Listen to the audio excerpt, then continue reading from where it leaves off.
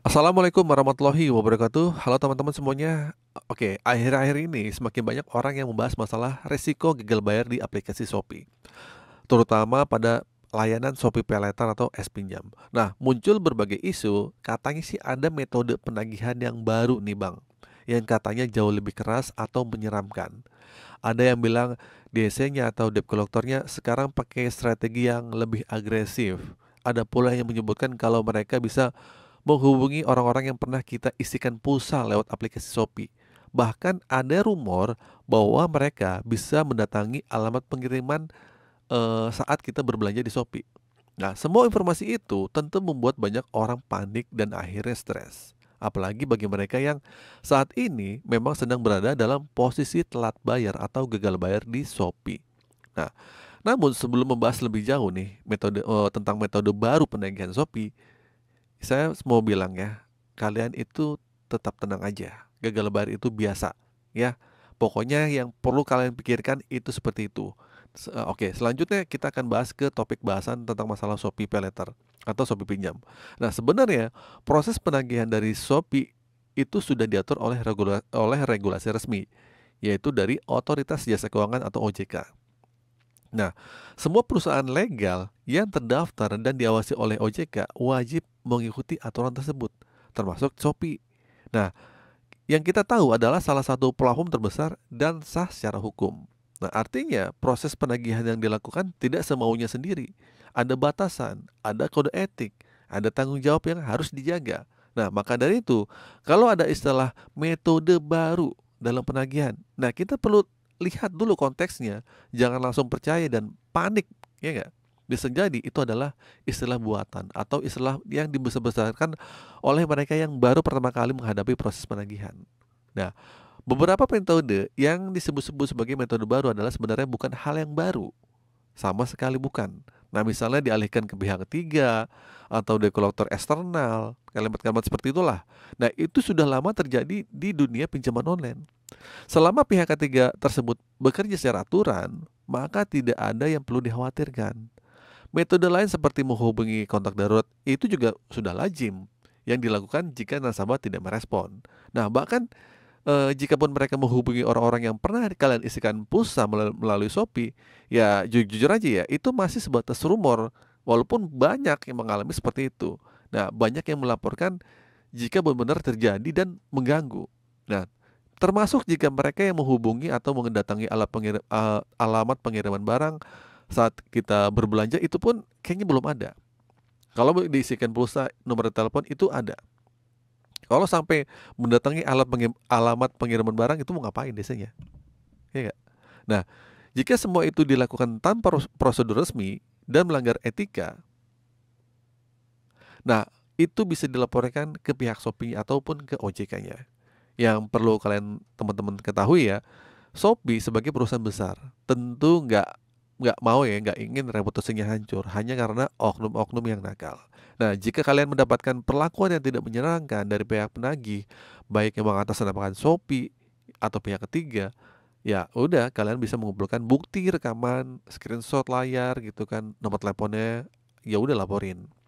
Nah, mulai aja dengan menghubungi CS Shopee-nya. Ya, kalau tidak ada tanggapan yang memuaskan, ya udah kalian bisa lanjut ke laporan ke OJK, baik melalui website, email atau call center. Ah, malas oh bang. Ya udah kalau bukan kalian ya siapa lagi? Gitu. Mas, karena banyak korban-korban seperti ini. Sebenarnya OJK sangat terbuka ya terhadap aduan konsumen terkait fintech atau pinjol. Ya, terus, jadi jangan takut duluan sebelum mengetahui apa yang sebenarnya terjadi.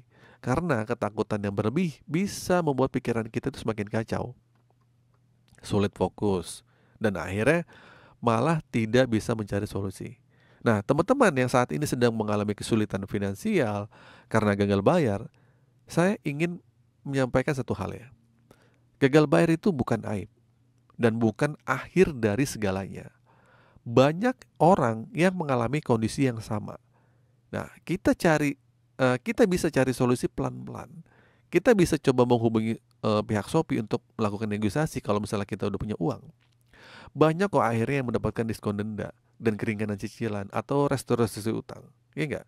Nah, jadi lebih baik kita fokus pada bagaimana cara untuk menyelesaikan masalah ini satu persatu. Pertama, kalau kalian nggak punya uang, ya udah digagal bayarin dulu, nggak usah dibayar, ya. Teror-teror itu diabaikan, kuatin mental, ya nggak? Daripada terus memikirkan hal-hal buruk yang belum terjadi. Ya contohnya mulai dari memperbaiki kondisi keuangan kalian. Mungkin kalian sedang bekerja tapi uangnya kurang, ya udah cari sampingan. Mungkin juga di rumah juga ada jual barang yang tidak terpakai, ya bolehlah jual gitu kan. Ya misalnya barang itu bener-bener udah nggak kepake sama sekali lah, udah jual aja nggak apa-apa. Atau juga kalian bangun usaha kecil-kecilan lah gitu kan. Nah, apapun yang penting halal dan bisa menghasilkan. Nah, dengan begitu kita bisa mulai mencicil kewajiban kita dan perlahan-lahan memperbaiki kondisi keuangan kita, ya nggak? Memang benar gagal bayar adalah tercatat di slip OJK, ya nggak? Tapi itu bisa diperbaiki seiring waktu, ya nggak? Dan kita bisa kembali akhirnya membayar konsisten dengan menyelesaikan utang-utang kita. Kalau untuk kalian yang punya toko Shopee dan kebetulan juga menggunakan layanan paylater atau es pinjam, memang ada kemungkinan bahwa akun toko kalian itu bisa berdampak. Misalnya tokonya sepi gitu, tiba-tiba jadi sepi atau dibekukan atau bahkan ditutup.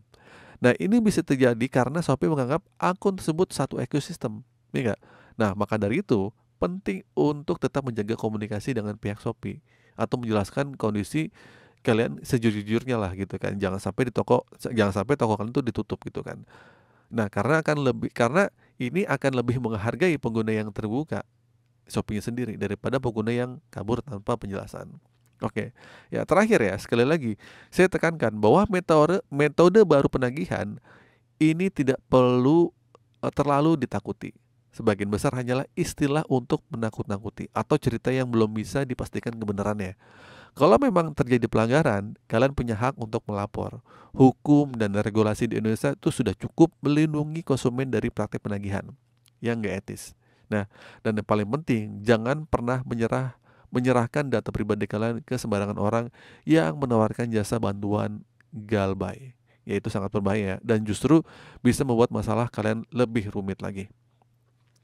Oke, semoga penjelasan ini memberikan ketenangan dan pencerahan bagi teman-teman yang sedang gagal bayar di Shopee. Kalau kalian sedang di suatu situasi yang sulit karena pinjaman online, tetap tenang ya, tetap waras, tetap fokus memperbaiki kondisi ini pelan-pelan. Jangan panik, jangan malu, jangan menyerah. Yang penting kita bertanggung jawab, punya niat baik untuk menyelesaikannya. Insya Allah semua itu akan ada jalannya. Akhir kata dari saya, Assalamualaikum warahmatullahi wabarakatuh.